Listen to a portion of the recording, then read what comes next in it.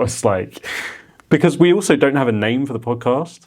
So we're like, Ron's Honky Tonk podcast. It sounds a bit plain, doesn't it? Chats with Ron's Honky Tonk. That's similar to what Brooke said. Brooke said Ron's Honky Tonk Talks or something like that. RHTT. Ron's Chatty Tonk. Tonky Ronk Chat. Tonky Ronk Chat. Well, that's like a tongue twister.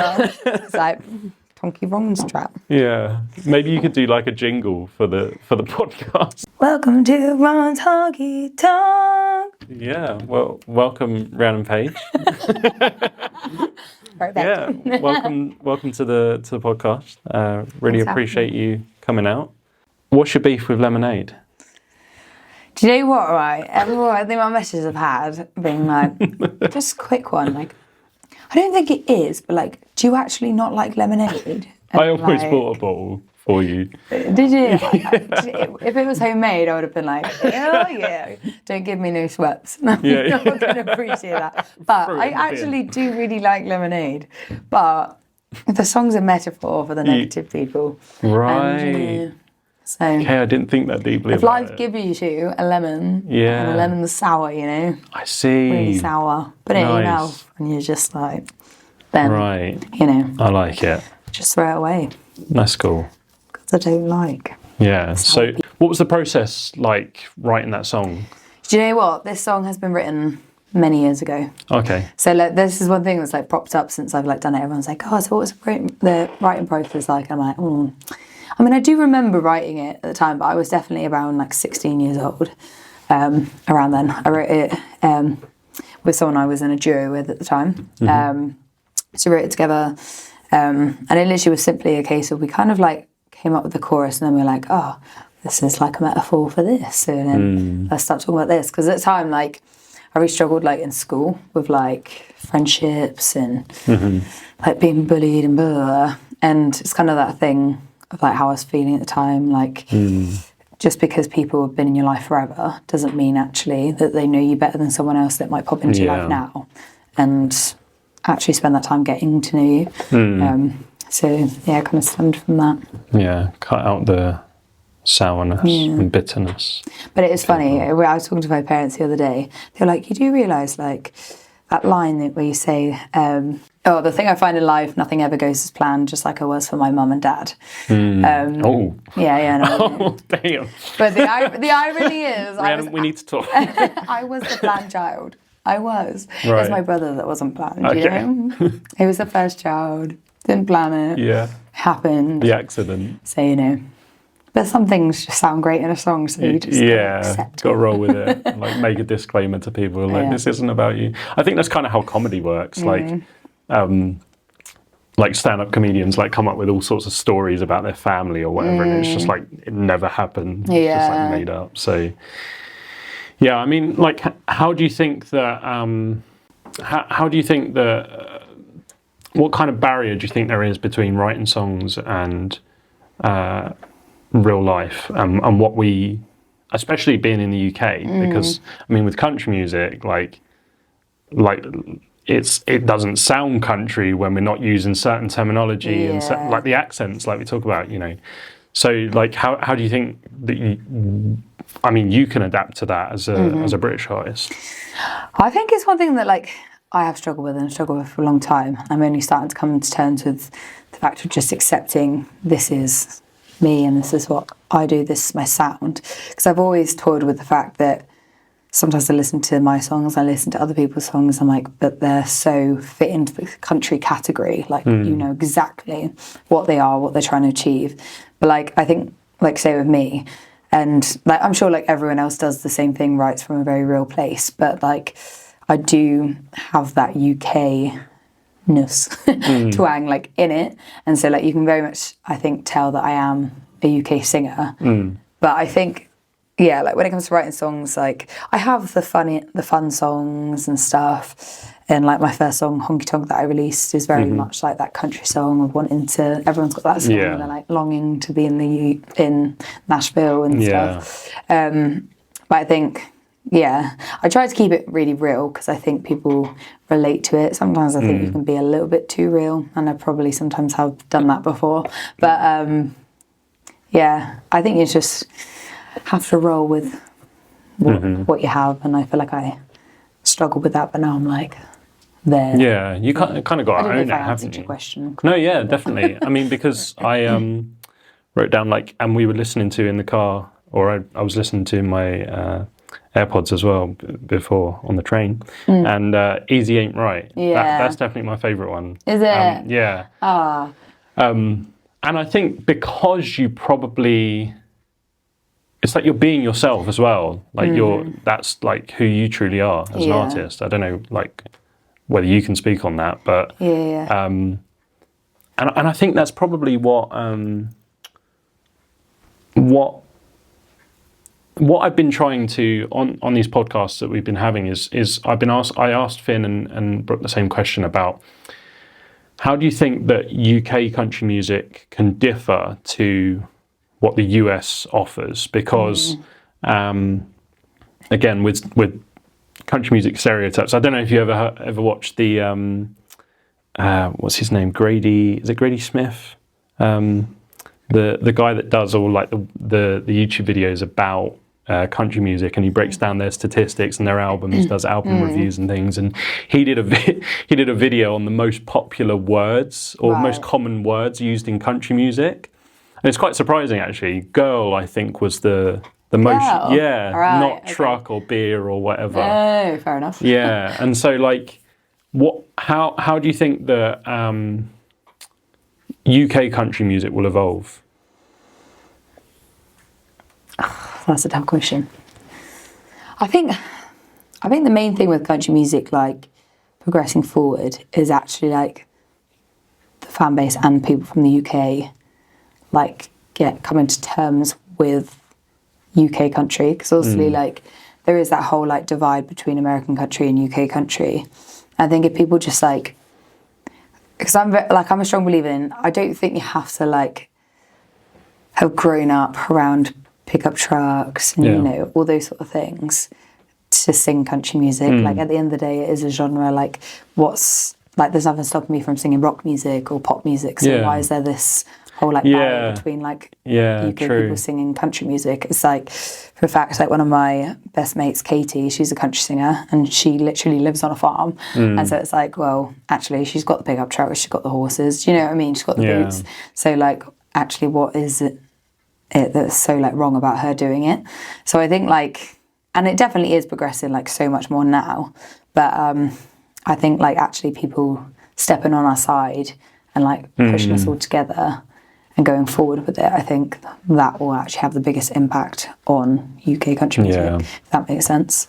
So but I think it's definitely getting there for sure. But there is like, I don't know if you're like, are you in like Cowboys and Cowgirls UK or something, the group chat on Facebook? Oh yes, it's not a group chat, but page on like Facebook. and they do have you seen those like Facebook group chats that they're making now? It's like, there's one for like Bristol where everyone talks about like, it's kind of annoying, like you get added to a random group chat for like some page that you've liked or whatever. But then even like from seeing like things that go on there and stuff, there's been so many like chats, especially after like Country to Country, about saying that like some people are all for like more UK artists being on like the main stages, but then there's a hell of a lot of people that are actually coming forward and being like, oh, they haven't earned their place and stuff. And it's like, well, what makes you earn your place? Do you know what I mean? Because we've got so much talent out there. So like, what is it that then is going to differentiate them and actually push them? I don't know. I think like I think that's kind of the reality, isn't it? Like if a US artist comes to the UK, they're immediately going to get all the attention just because they're American. But maybe it's the same. I don't know what. There's not really an exclusive UK genre, is there, that we like own and will go to the US? You know what I mean? Like an equivalent where we would go over. I suppose like indie music. Yeah, maybe. I think like, or like the 1D thing.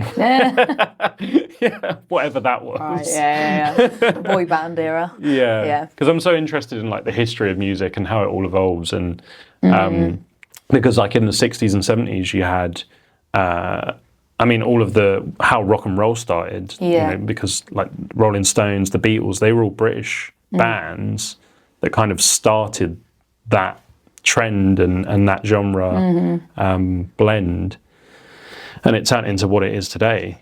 So if it weren't for those people coming over and vice versa, and it just it's kind of like a mishmash of I feel like it is funny now you say it. I've never really thought about it, but I mean, maybe I suppose you've got like Billie Eilish and Sabrina Carpenter.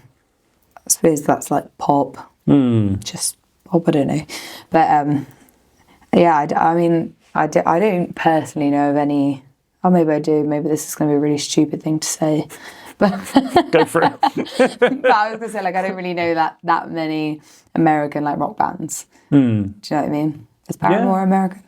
Is that a silly question? Yeah. They might be like Canadian or something. Maybe. Same thing. Yeah. I was going to say this, and then it's going to be like. Yeah, I think Paramore are definitely some kind of American, north, kind of south, or central. Canadian, Yeah, because America is like a continent, isn't it? So it's like. If you call them American, it's like playing it safe, My geography. Yeah. Not so, point. Yeah, on that note, who's kind of your inspiration, or like what's inspired your music as it is today? So I grew up on a lot of like rock music through my dad. And then it's weird, like, because I remember they're all like so different. Ultimately, it stemmed into that. So like I discovered First Aid Kit, if you know who they are. No, they're great.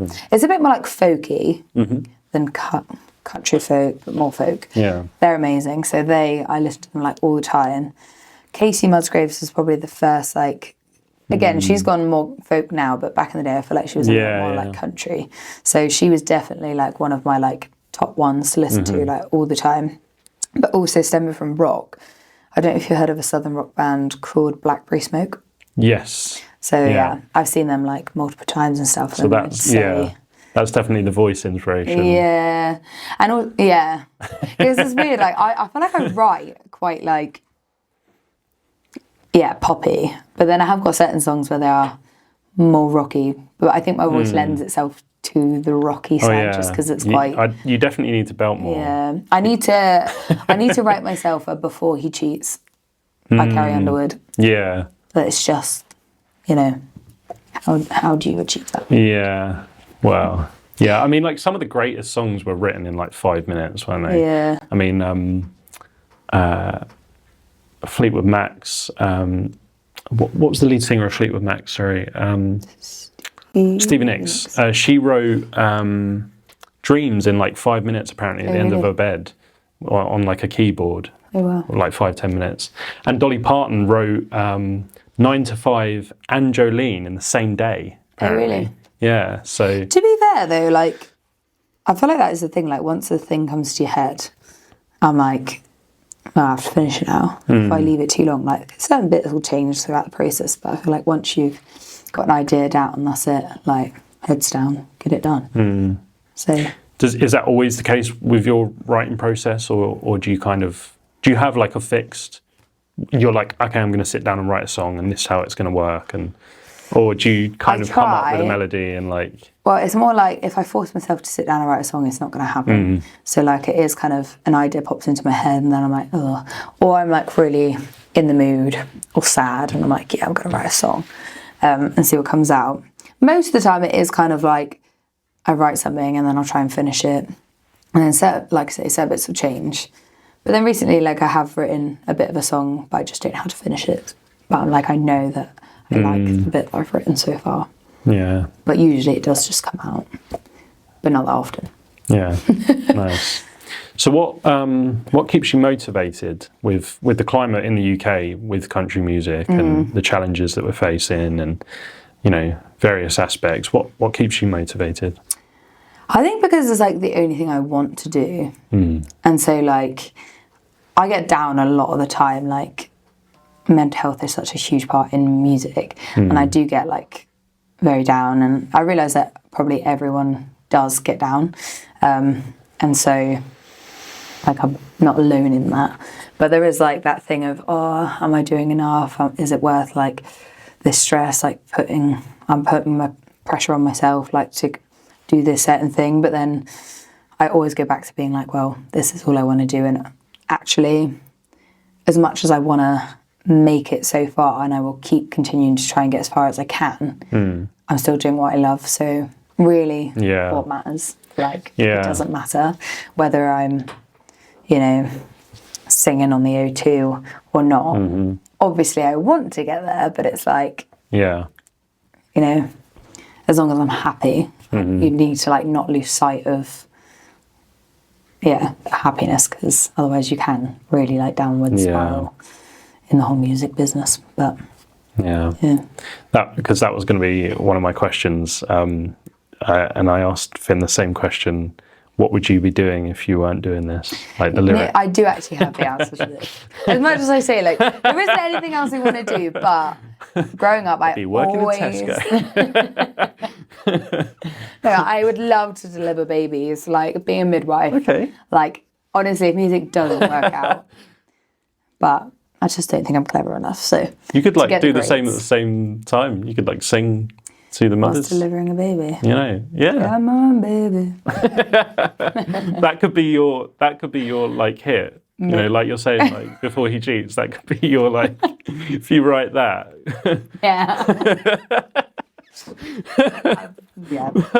You know, maybe. Because it'd be like the quirkiest country song. You could make a country song. The quirkiest country song. Live your baby. Come on. Just think about that beer. Yeah. Nice. So another question. What's on the next page for Rhiannon Paige? Oh, like that one? That was good, wasn't it? That's great. So yeah, the amount of people that write. But sorry, I'm like totally stupid questions like that. Off the thing. No. The amount of people. I didn't realise that Paige, the name, could actually spell like turning the page without the I. And so the amount of people that write Page, and it's one of those things that I don't mean to get annoyed at, but it really frustrates me. And I'm like, have you written my name as Paige without an I? Fuming. I'm fuming. I'm out. Just like gets up and walks out. Literally. I don't know why. Like, I know like there's no like harm in what they're doing, and I'm just like why? I'm not turning the page. But apparently you can spell it that way, and then I kind of brought back down to my level, and I was like, okay, it's fine. Anyway, what was the question? What's next? What's on the next page for Rhiannon? Page. Paige. Yeah. So what's your next plans? You know, with your career and music and. So. I've got like lots of fun like festivals happening next year, and hopefully more to come and stuff. I love festivals, my favourite thing to do.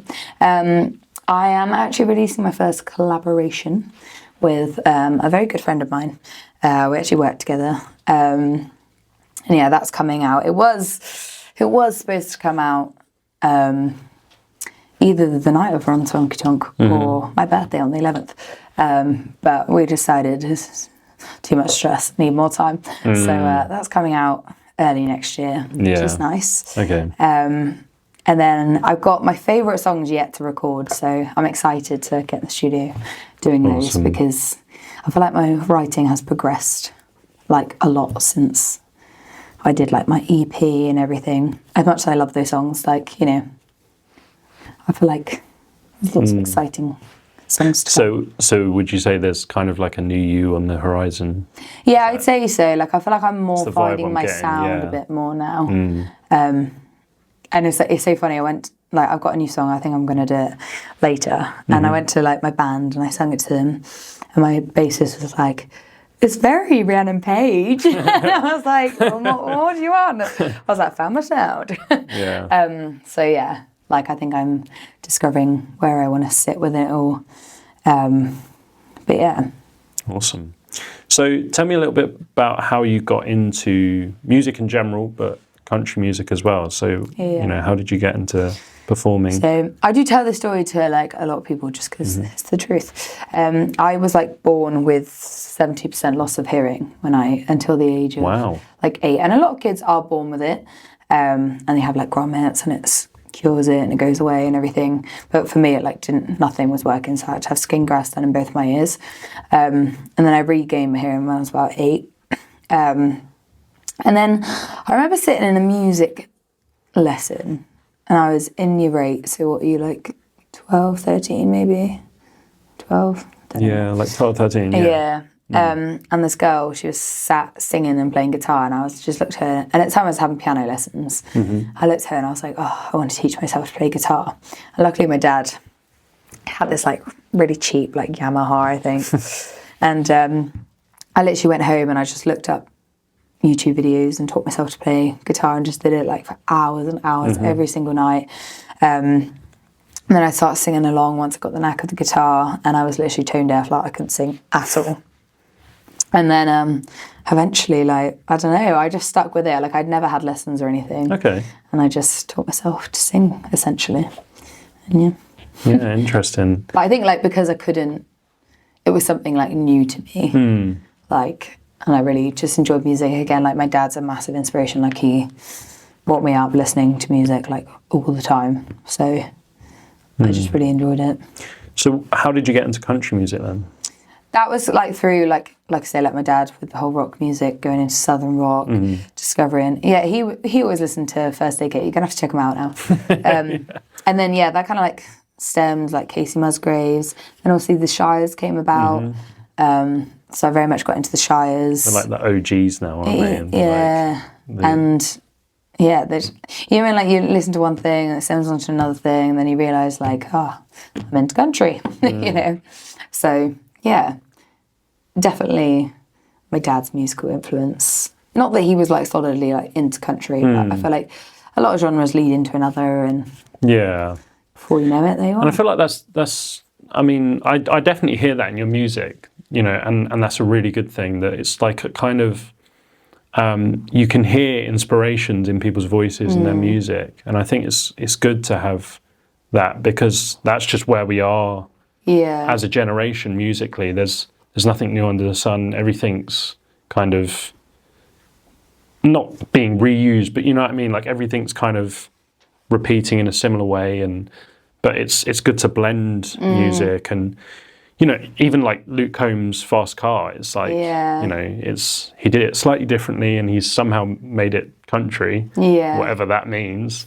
And it's like I think it was more successful than the original. I think.